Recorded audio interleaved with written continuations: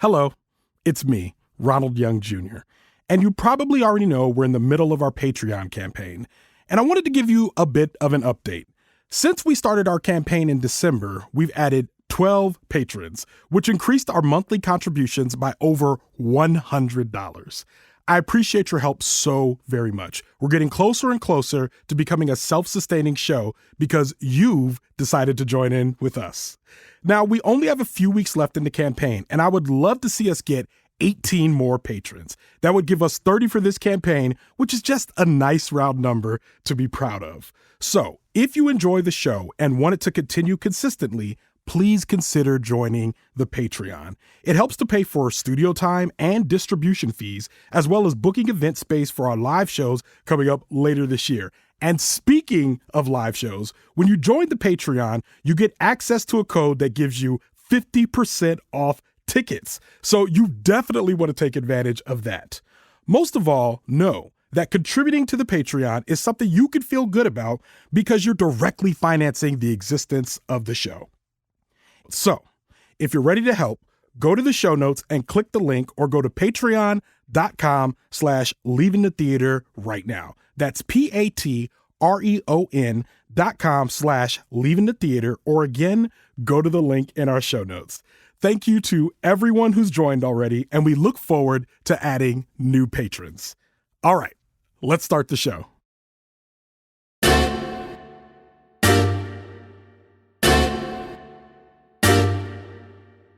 Just a quick note, I did not include the credits in this episode. If you want a full cast listing, please go to the link in our show notes. In 2004, we were introduced to the social hierarchy of North Shore High School. It included the burnouts, the unfriendly black hotties, the coolest people you'll ever meet, and of course, the plastics, led by Queen Bee, Regina George. We learned phrases like fetch and you go, Glen Coco, and she doesn't even go here, as Katie Heron tried her best to fit in with her peers in her new environment.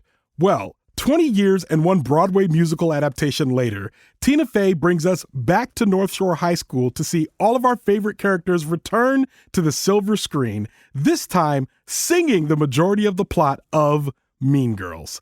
I'm Ronald Young Jr., and I'm leaving the theater.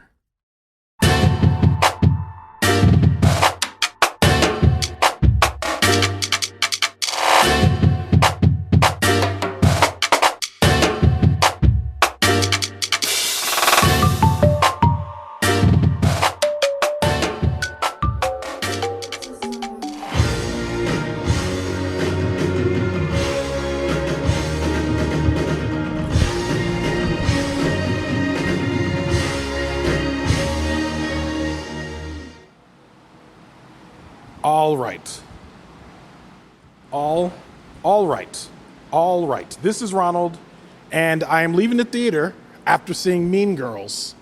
Mean Girls, the musical. I am not here alone. I am here with Jonquilyn Hill, a.k.a. Mean Girls subject matter expert, Jonquilyn Hill. All right, so this is a remake. This is an adaptation of the musical, and the musical was an adaptation of the movie from 2004. So it has been readapted from the movie to the Broadway musical to the movie musical that it is now. Does that make sense to you? Yes, and even before that, it was based on like kind of this psychology nonfiction book about girls growing up. I thought it was also based on Heathers. No, well, I think Heathers was inspiration, but there's this book called Queen Bees and Wannabes, which is this nonfiction book that a bunch of moms read who were like, why is my daughter crying every day? And someone went to Tina Fey and was like, hey, can you make this a funny movie? And she was like, okay. I know a lot about Mean Girls. Okay, I believe you. One, I remember Queen Bees and Wannabes, so that sounds familiar, so I trust what you're saying, because I remember it from my own memory, to be clear. No.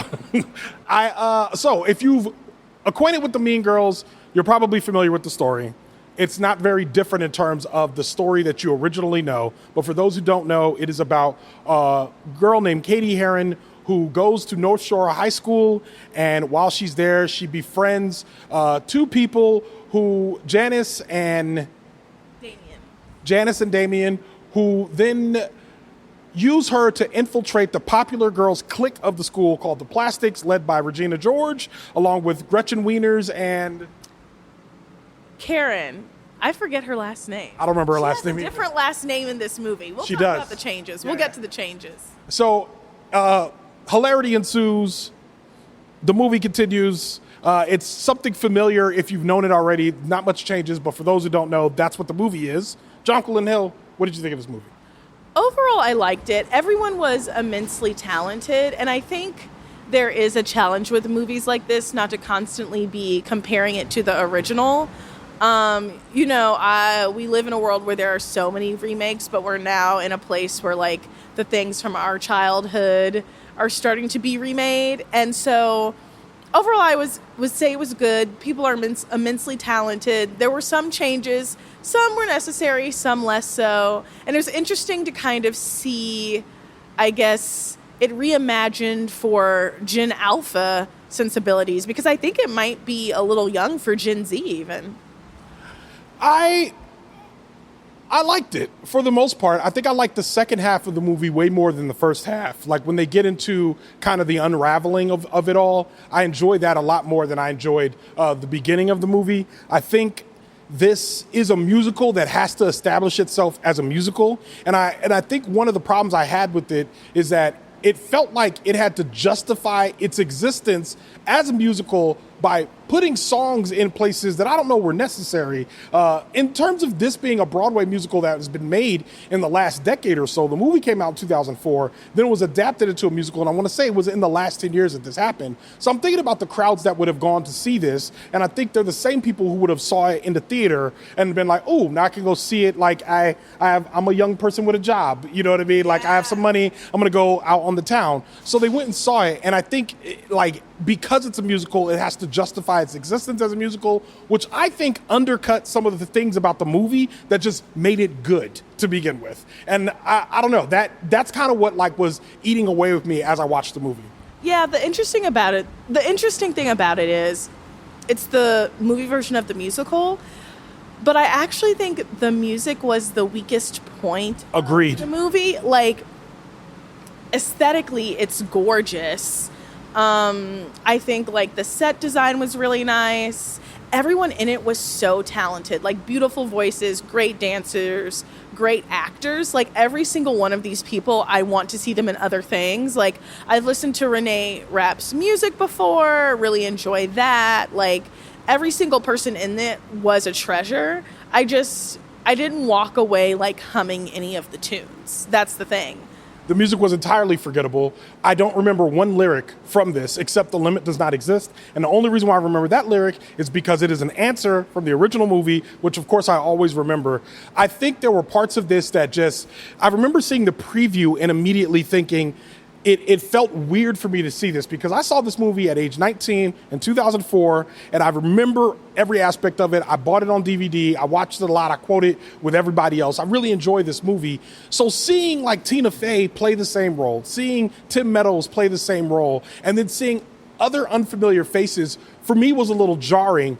But again, when they get to the second half of the movie, I just feel like there's something that happens in terms of the emotion that for me made up for what I didn't feel in the lack of singing. I agree. I mean, the lack of lyrics or catchability of the lyrics. But I agree with you. Everybody's talented. I would watch them I would watch most of them in other things. I would watch most of them in other things. But I wasn't necessarily as impressed with Renee Rapp. I think in terms of the work she had to do, I almost felt like in some places she was playing second fiddle to Janice, who based on the way this movie played out, it felt like I felt a different dynamic. And the only other thing I'll say is that while I was sitting there, I remember I had a thought thinking, this is very true to the original, but also this was a movie written about high school in 2004 by a person who was out of high school for quite some time. Yeah. And she rewrote it in 2024 and it's still a high school music based in 2004. And I know they have cell phones and all that now, but I was sitting there watching and I was like,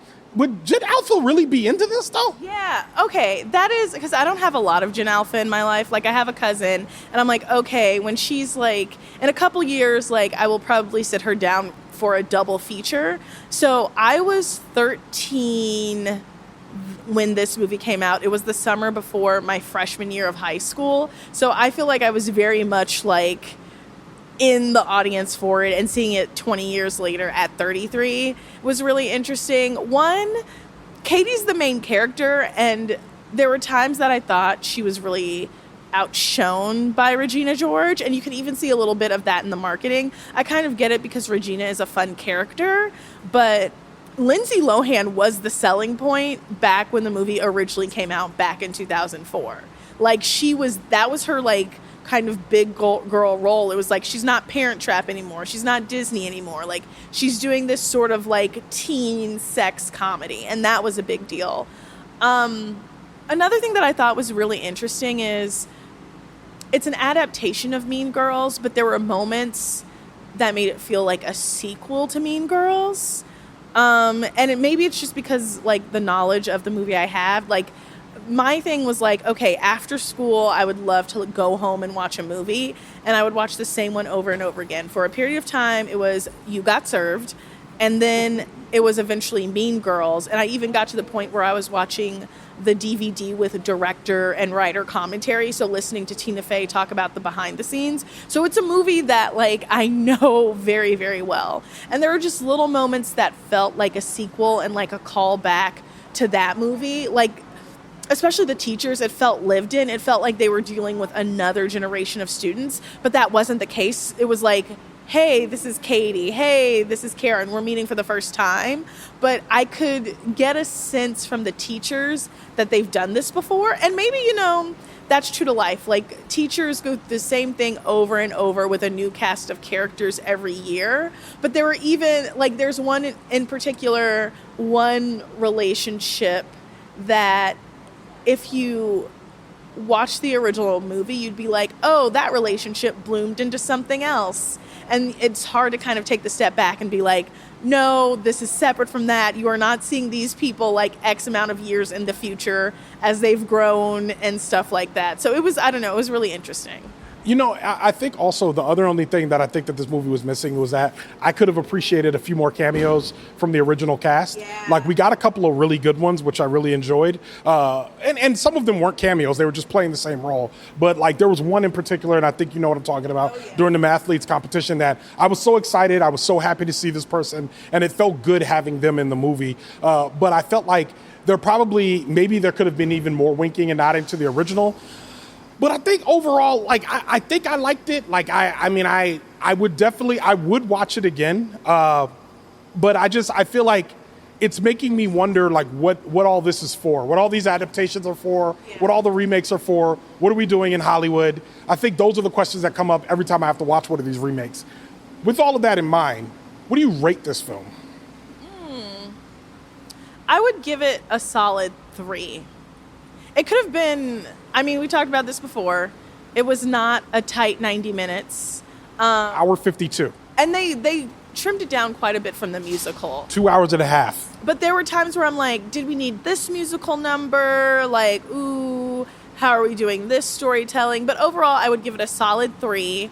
If you have a 13-year-old in your life, watch Mean Girls with them, the original, and then take them to see the movie, and then eat some ice cream and talk about which they like better. So it's interesting because until you told me your rating, I thought this was a 3.25, but I know I liked it less than you.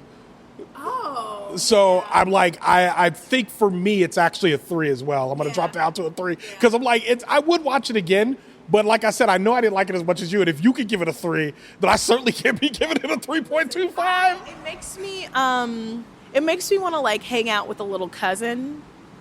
Like, it's like, this is a movie you take your little cousin to. Yeah. Or like, if like you're the cool auntie, this is like the movie you take your 12-year-old like niece or nephew to if you're the cool auntie. I agree. And I wish I had a little cousin or a niece or nephew. He's 15. He don't want to see this. No, he wants to see like a Fast and Furious. I don't even know if I don't. And there's another one coming out, so it's not like that's not an option. All right, with that, Leaving the Theater is a production of Oh It's Big Ron Studios. Alexandra Ketch of Bias Studios mixes the show. Thank you, Alex. Show art from Heather Wilder. Theme music by the mysterious Breakmaster Cylinder. For more information about Mean Girls or Jonquilyn Hill, check out our show notes. You can follow me on Twitter, Instagram, TikTok, or Threads at @OItsBigRon. That's at OHITSBIGRON. You can find out more about this show and other Oh It's Big Ron Studios shows by following us on Instagram at Oh It's Big Ron Studios and on Twitter at Oh It's Big Ron Stu. That's STEW. Leaving the Theater will be back soon. Thanks for listening. And thanks for being on the show.